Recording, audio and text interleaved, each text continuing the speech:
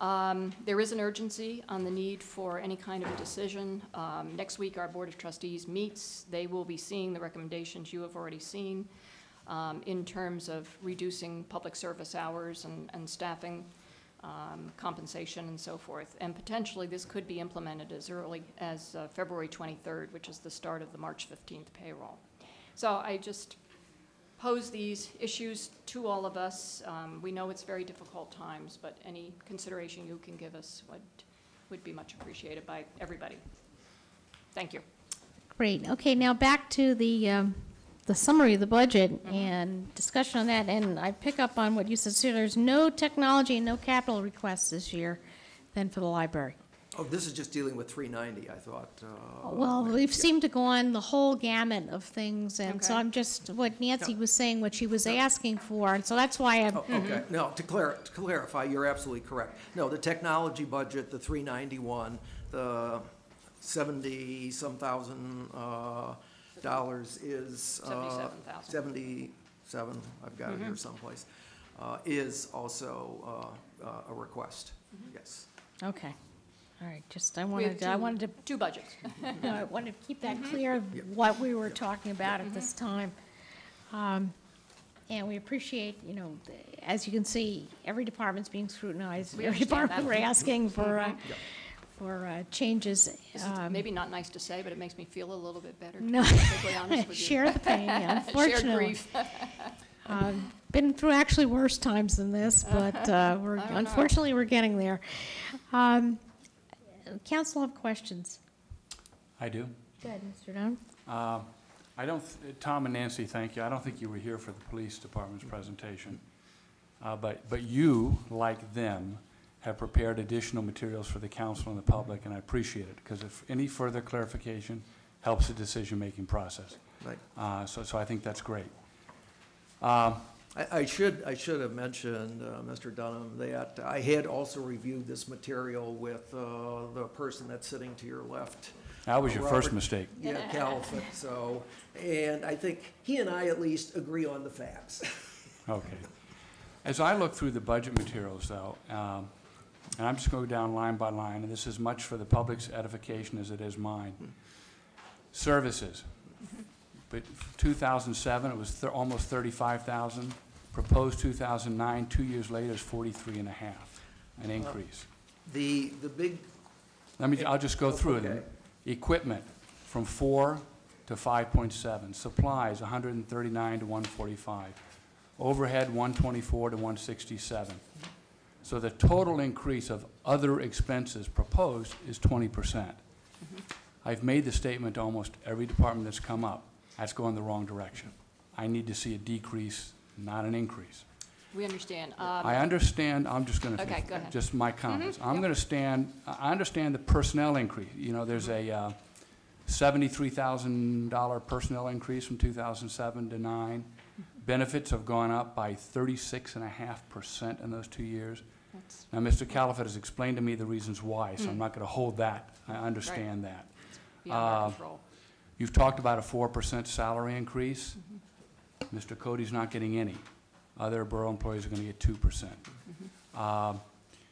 You've mentioned the surveys. And look, I'm going to demonstrate that I'm not a politician by all this, you know, because I'm not trying to be. I'm just trying to get to a fair resolution of a very tough economic situation here. If you gave me that survey, I would sign it. I mean, being in support of the library is like being in support of apple pie. I mean, who's not in support of the library? I think everyone in this room is. The survey I'd like to see is, would you, the signatory of this survey, agree to pay 3% higher taxes to preserve the current level of library services? Because that's what we're talking about. Because the current proposed budget with a 10% increase proposed assumes the cuts that you're arguing against. So if you add those cuts back in, the tax increase goes up. Now, if the public, I'm speaking for myself, no one else in the council, if the public tells me it's willing to pay 10, 12, 13% tax increase to preserve the level of services, then I've been instructed. I don't, based on my knowledge and what I learned in my campaign, I'm not sure that's the message I get from the public. So again, It's painful. I hate to be the messenger of this, but Tom, you mentioned, you know, how if you contributed from the endowment fund what was necessary to make up the short, you'd be out in 3 years. It's an exaggeration, but I thought back to the Great Depression. This isn't the Great Depression, but it's as close as we've gotten in our lifetimes, at least as close as I've gotten in my 56 years. Now, what would you have done then? I mean, if there is ever a time to cut into that endowment fund, this is it. So that's, I need to be persuaded otherwise. I agree with you, Mr. Dunham. We are cutting into the endowment. The cash yield that will be, and if you're anywhere following what is happening on interest rates in the current year, with 30-year treasuries paying roughly today's 2.7, and anything that's under, basically anything under a year, you're basically getting 0 return on that. It will cause, the $120,000 is going to eat into the endowment going through. And I think just trying, you know, the purpose of trying to say the Barton Fund was very clear. It's cash income. And so let's just assume we make 4% on the $1.7 million. And that, I think, is a pretty generous number in this return dates on cash. It says it's going to be a rather healthy hit on the unrestricted portion to make up the difference. That's all. You mentioned in terms of the increase. A substantial part, for instance, in the services increase, and this is probably precedes you on the council, in the past year, one of the services that has ceased to be provided by the borough to the library is that of legal services. We were required to go and retain our own legal counsel in the past year. A provision in that services for legal services is $10,000. We have spent in the current year, and it was not in the budget for 2008, but basically out of the minimum surplus that we had, we basically, for the library, we funded that without asking for an increase. Just a minute, Tom. Hold on. Let me shift gears here. I think these have to go with the zoning board as well. We're moving the zoning board venue this evening. And that's It should have been out of here. helpful, Sorry. Who did? Oh. You know, basically, Sorry I about think, you know, those of you who know me, I tend to be a numbers person. I think Mr. Conley will probably confirm that. I think the mayor will confirm that. So they tend to speak to me in a way that I think a lot of people find sometimes difficult.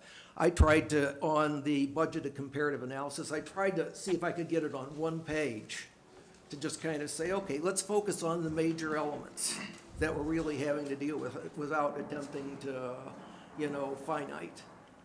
And I will be the first person to tell you our maintenance person and Nancy and our finance administrator, your wife or you should be so good to have somebody scrutinize every expense in terms of the focus that you see there. It's trying to say payroll, statutory, the collection, utilities, and all other. You cannot compare the budget that is being put in front of you for the library to any of the other departments other than the Joint Commission. It is the only department that is almost on a full cost basis. It's forced to bear its own statutory. It's not a line item in the budget. We have it. We're forced to pay our own utilities. That's a line item in the budget. I know you have items that have indicated that are still being supported by the town. You know, the insurance funding and things of that nature. You know, we're grateful for that.